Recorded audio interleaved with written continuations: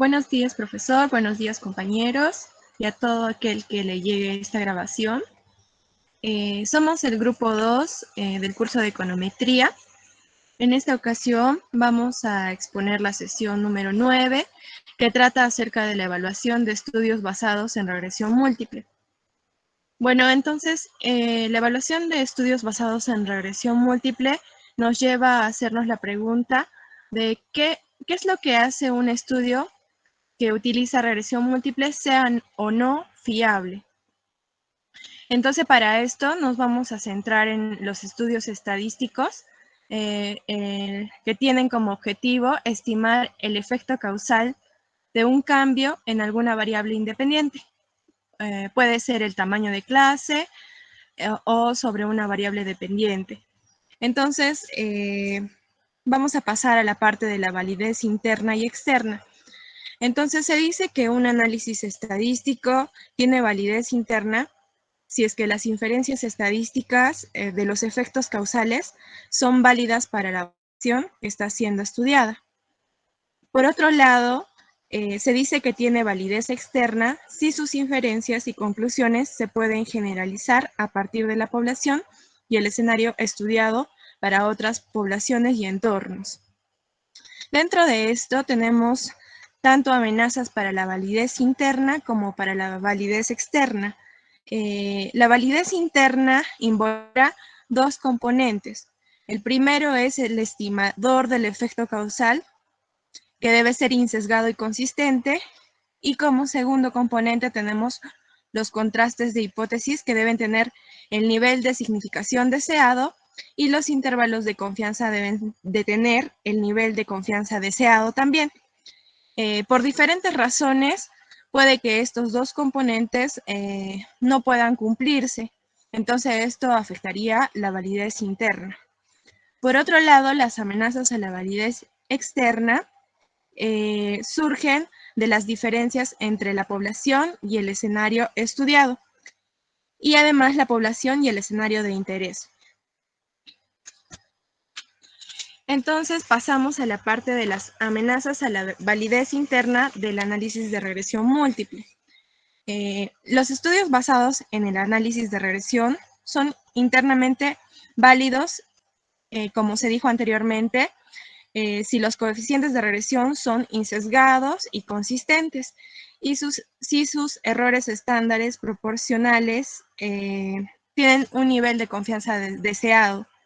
Entonces, existen diferentes razones por las que el estimador MCO de los coeficientes de regresión múltiple pueden ser sesgados. Esto incluye, por ejemplo, variables omitidas, errores de especificación de la forma funcional de regresión, medición imprecisa de las variables independientes, la selección muestral o la causalidad simultánea. Continúa mi compañero. Ya, un concepto clave que tenemos que tomar en cuenta es el sesgo de variable omitida. ¿Deberíamos incluir más variables en la regresión?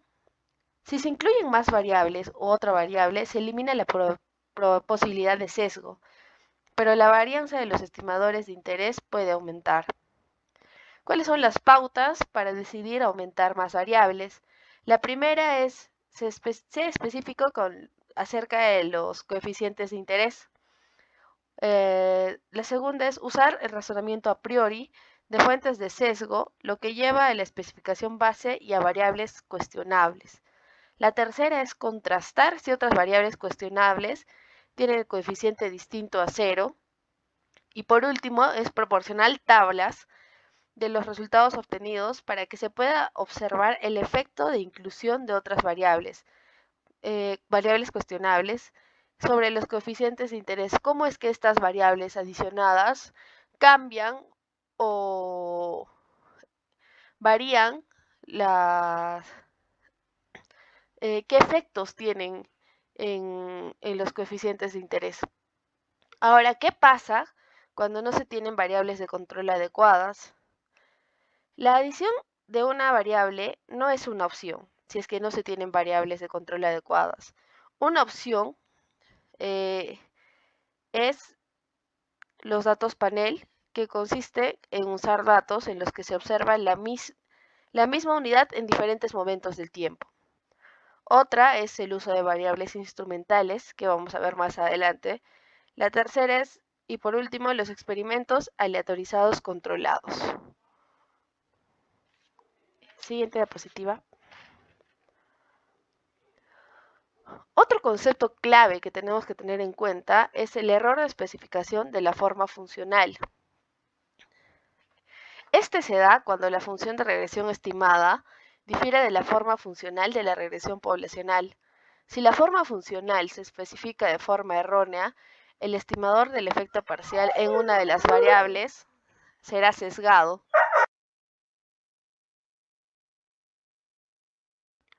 Este error a menudo puede detectarse por las gráficas y la función de regresión. Para solucionar esto, cuando la variable dependiente es continua, se pueden usar estos 5 elementos. La primera es identificar una posible relación no lineal. La segunda es especificar una función no lineal y de parámetros MCO. La tercera es determinar si el modelo no lineal mejora el modelo lineal. La cuarta es la presentación de la función de regresión no lineal estimada. Y la quinta es la estimación del efecto sobre Y y el cambio en X. Cuando la variable dependiente es discreta, es más complicada y esta teoría la vamos a ver más adelante. El sesgo por errores en las variables, ¿cómo se da? Se da cuando la variable independiente se mide de forma imprecisa. Este sesgo depende de la naturaleza del error de medida y persiste aun cuando la muestra es grande. Si la variable medida es igual al valor real, más el error de la medición con media igual a 0, el estimador MCO estará sesgado hacia 0. Doy el uso de la palabra al siguiente compañero.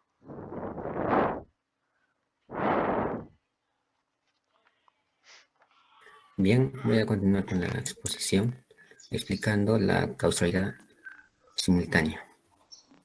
La causalidad simultánea, que también es denominada como sesgo de ecuaciones simultáneas, aparece en una regresión de la variable y sobre la variable x, cuando además del vínculo causal de interés que va desde x hacia y, existe otro vínculo causal desde y hacia x. Esta causalidad está denominada como una causalidad inversa. Esto conlleva que una regresión MCO recoja ambos efectos, por lo que el estimador MCO será sesgado e inconsistente. Del mismo modo, la causalidad simultánea conduce a la correlación entre el regresor y el término de error. Voy a dar un ejemplo. Tenemos dos variables, x y tenemos dos ecuaciones, una en la que x causa y otra en la que y causa x. El término u es el término de error y x es el regresor. Las características de esta ecuación es que si u, el término de error, es negativo, la variable y va a disminuir, lo que afectará al valor de x. Por otro lado, si z1 es positivo, un valor bajo de y llevará a un valor bajo de x. Por ende, podemos concluir que el término de error u y x, que es el regresor, están correlacionados. Siguiente diapositiva, por favor.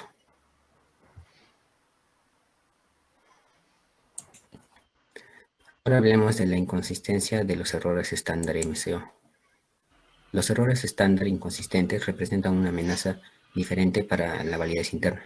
Incluso aunque el estimador MCO sea consistente y la muestra sea grande, la inconsistencia de los errores estándar origina que los contrastes de hipótesis presenten un tamaño distinto del nivel de significancia que sea deseado.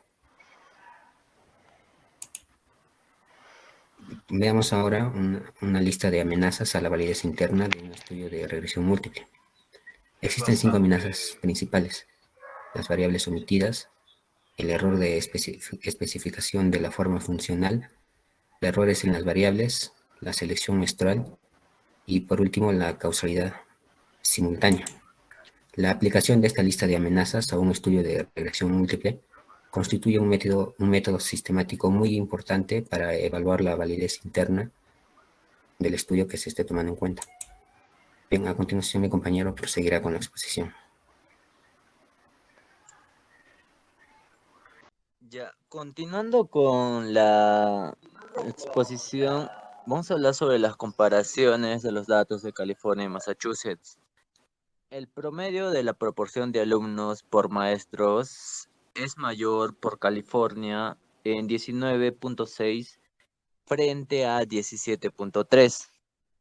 La renta media por distrito es un 20% mayor en Massachusetts, pero la desviación típica de la renta es mayor en California. Las calificaciones y renta media del distrito. La relación entre la renta y las calificaciones parece ser más inclinada en los valores de rentas bajas y se hace más plana en los valores altos. Siguiente diapositiva, por favor. Resultados de regresión múltiple.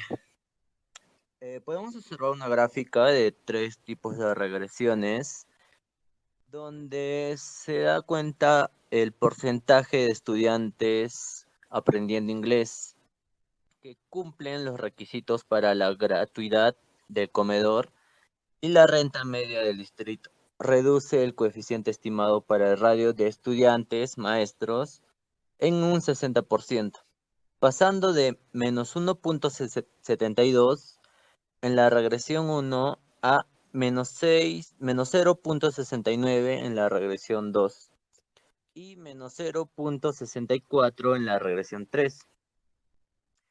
La comparación de los resultados entre Massachusetts y California. En los datos de California, la adición de variables que controlan las características de los estudiantes reduce el coeficiente de radio estudiantes maestros desde menos 2.28 hasta menos 0.73 en una reducción del 68%. También hacemos una interrogante donde si podemos obtener los mismos resultados para Massachusetts. Y bueno, de acuerdo a estos resultados, la respuesta es sí. La inclusión de las variables de control adicionales reduce el coeficiente de la radio estudiantes maestros desde menos 1.72 hasta menos 0.69 en una reducción del 60%. Voy a dar pase a mi siguiente compañero.